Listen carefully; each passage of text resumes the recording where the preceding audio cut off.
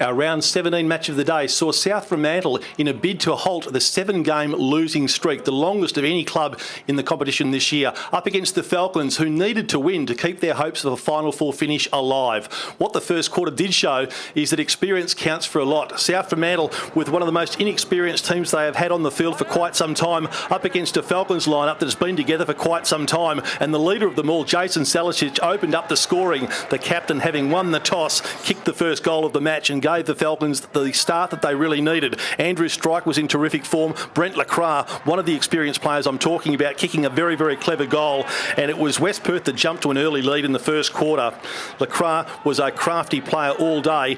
McCarry, clever little hit there to Martinez, and Martinez is one of the young players for South Fremantle that I'm talking about. Inexperienced, but with some blistering speed. Ran his full measure on that occasion, but was able to kick a goal.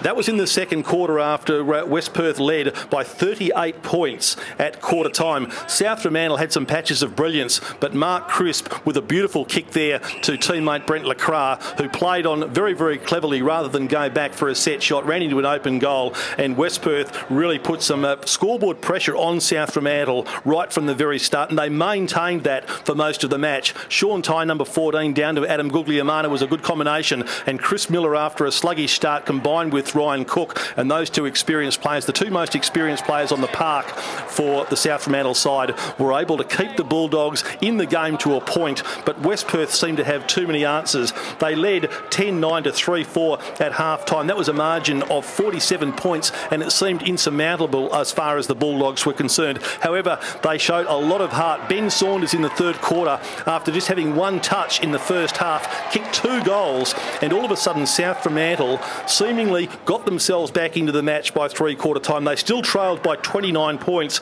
with a solid quarter of football to go, but at least there was enough, with Saunders leading the way up forward, a much more open forward line, and just a little bit of luck going their way as well. South Fremantle kept the flames burning. Martinez kicking, Wilson King kicking a very clever goal, and that margin, having narrowed down to 5 goals with a quarter to play, just gave everyone a little bit of hope that South Fremantle could work their way back into it. A brilliant early goal by Andrew Strike there, a magnificent snap across his body, may have been one of the nails in the coffin, but South Fremantle wouldn't be denied. They kept fighting back. John Skurza, with 2 goals for the afternoon, snapped a magnificent goal in the middle part of the final quarter, and all of a sudden spectators and players alike realised that something brilliant could be in the offing. West Perth continued to put the pressure on.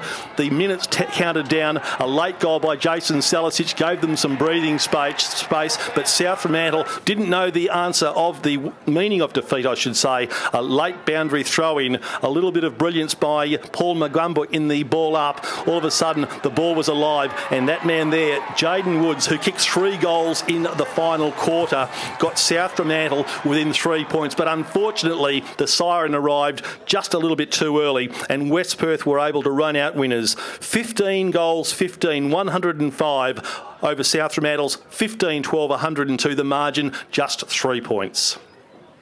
Well, next week we travel up to Arena Joondalup following the Falcons home. West Perth versus Claremont, our round 18 match of the day, and we'll be at Arena Joondalup live on TV from 2 p.m.